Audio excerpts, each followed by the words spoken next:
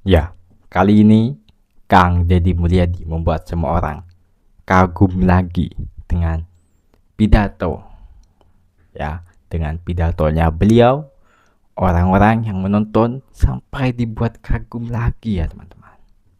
Jadi teman-teman harus simak dan tonton karena beliau ini membahas hal penting di dalam pidatonya. Bahkan semua orang terkejut mendengar itu. Ungkapan dari beliau Kang Deddy Mulyadi. Ya, ribuan orang melihat pidatonya beliau Kang Deddy Mulyadi. Dan teman-teman, supaya tidak salah paham dan tidak salah pemahaman seperti apa video yang akan saya tampilkan, silahkan simak dan tonton sampai selesai, jangan sampai di skip. Kita simak dulu sama-sama, silahkan.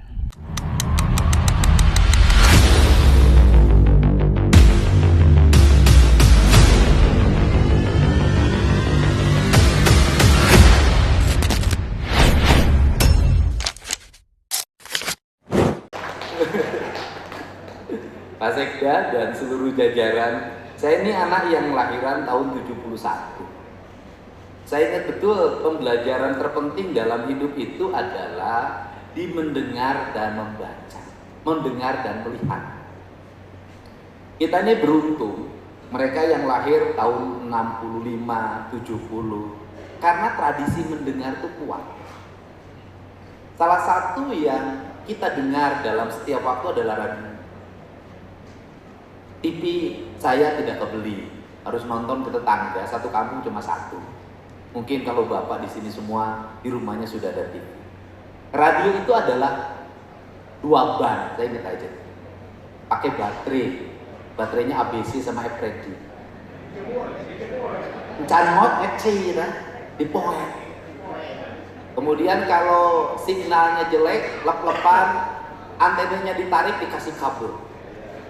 Saya ingat betul. Radio 2 ban ini kegemaran bapak saya, karena bapak saya menghabiskan waktu ya, banyak sakit.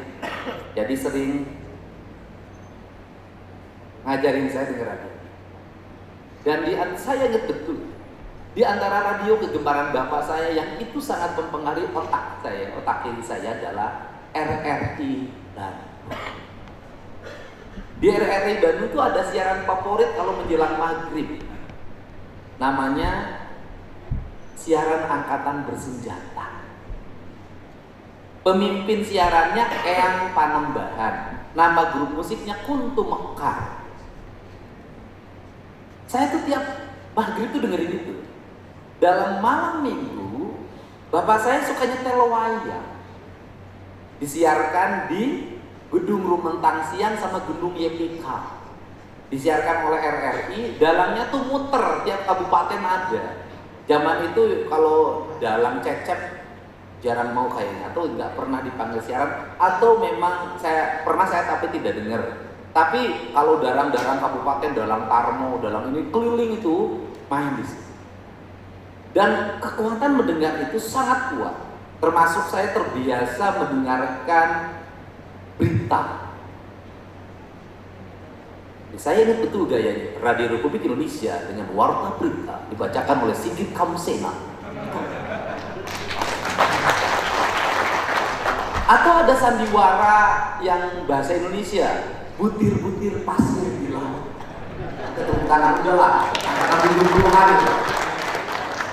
Dan ternyata itu mampu membentuk karakter pikiran yang kuat. Justru saya sedih. Generasi sekarang setingkat ini yang itu gak punya itu.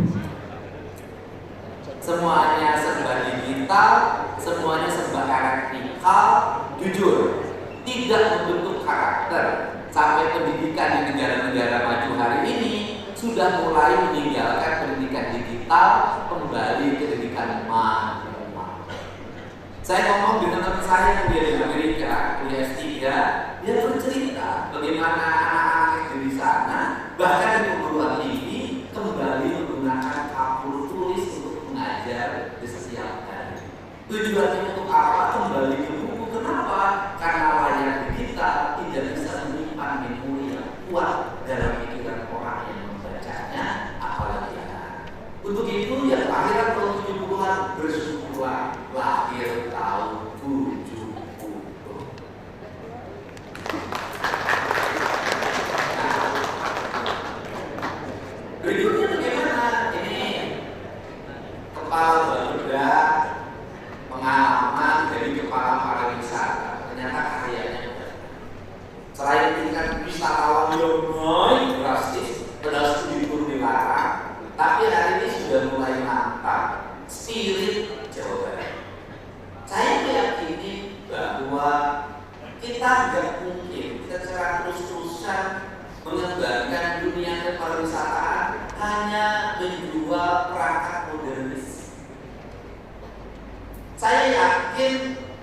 bahwa kalau terus-terusan wisatawan itu hanya membuat kolam apa itu?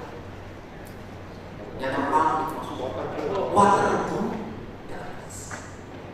Tetapi kalau pariwisata itu dimulai dari mana?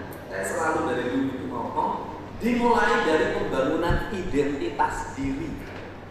Kenapa orang datang ke satu tempat ingin ada cerita? Kenapa datang ke situ? Ingin menikmati makanannya yang khas, ingin menikmati keseniannya yang khas, ingin menikmati bangunan-bangunan yang khas, ingin menikmati jalannya yang khas. Maka semuanya harus ter-rebranding dalam identity Jawa Barat yang memiliki kekayaan kebudayaan dengan 4 karakter kebudayaan. Saya selalu bercerita, 1 Sunda Kulon, 2 Sunda Wetan, Cirebon Bramayuan, yang ketiga Sunda Kidul, yang keempat Sunda Pertengah. Ini Sunda Tengah saya begitu.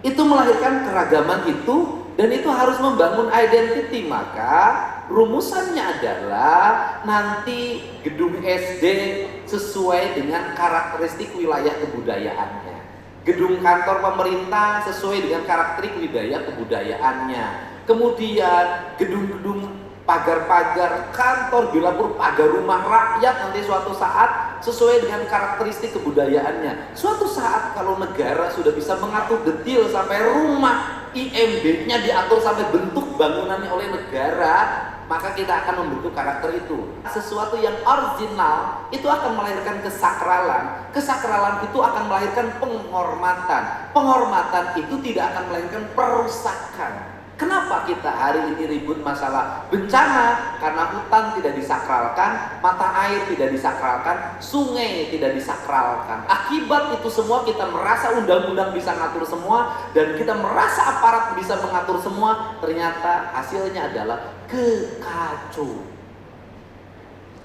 Maka saya termasuk orang yang sangat menjunjung tinggi sakralitas.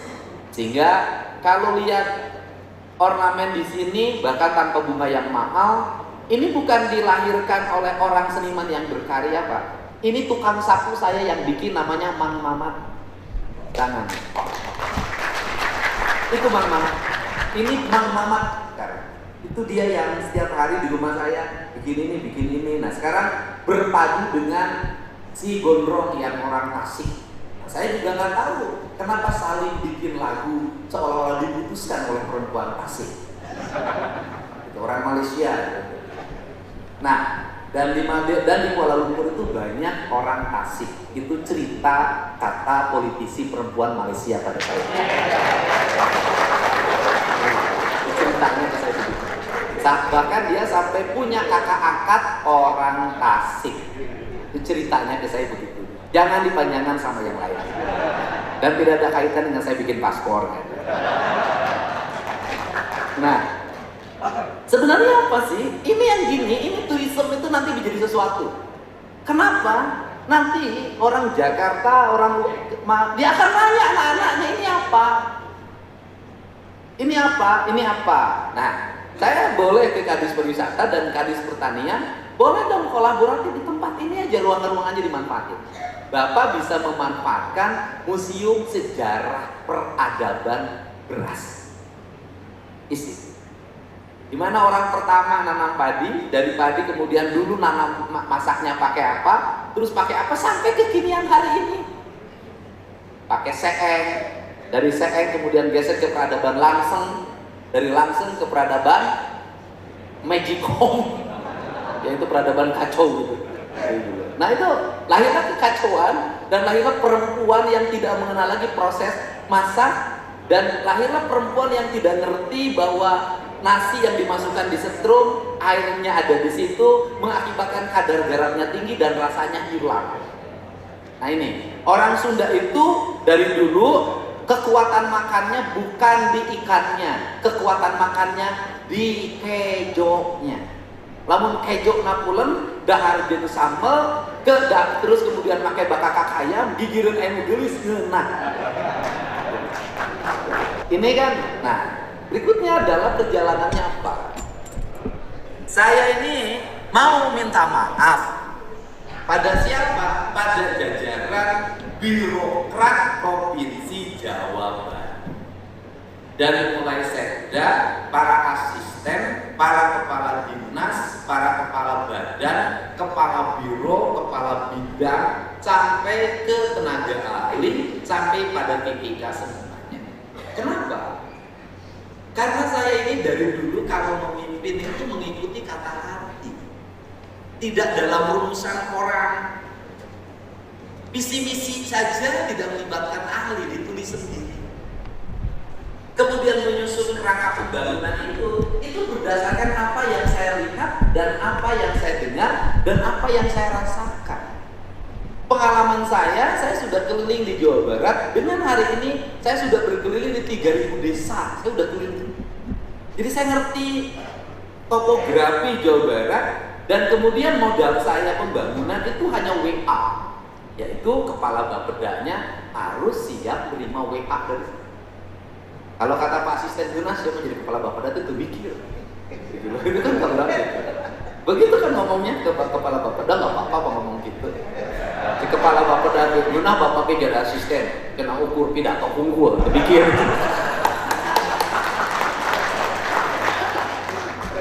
Nah, dan dalam itu saya detil, Pak. Dan saya tuh dari dulu memang punya mimpi. Jawa Barat tuh punya karakter, jalannya harus lebar, harus berdrainase, harus ada trotoarnya, harus ada tiang PJU-nya, dan tiang PJU-nya harus punya warna ketika orang melihat, melambangkan apa, menggambarkan apa, setiap detik. Ya, jadi seperti itu ya teman-teman dan saudaraku semuanya. Bagaimana teman-teman mungkin sudah melihat bagaimana pidatonya beliau Kang Deddy Mulyadi membuat semua orang terkagum dengan pidatonya beliau Kang Deddy Mulyadi. Mungkin apa yang diungkapkan Kang Deddy Mulyadi, apa yang disampaikan oleh beliau Kang Deddy Mulyadi bisa kita ambil sebagai edukasi, bisa kita ambil sebagai pelajaran, bisa kita ambil sebagai pelajaran untuk sehari-hari. Ya. Mungkin bagaimana pendapat teman-teman dan respon teman-teman mungkin berbeda-beda. Jadi kurang lebihnya seperti itu ya teman-teman dan saudaraku semuanya. Mungkin teman-teman sudah menyimak dan sudah menonton seperti apa video yang barusan saya tampilkan. Dari saya, channel Cerita Official. Kalau salah pemahaman, salah pengertian, salah ucapan, salah ungkapan, salah apa yang saya sampaikan, salah apa yang saya lontarkan, salah apa yang saya ungkapkan, saya minta maaf sebesar-besarnya untuk teman-teman dan saudaraku semuanya. Dan saya tutup videonya dan terima kasih sebanyak-banyaknya.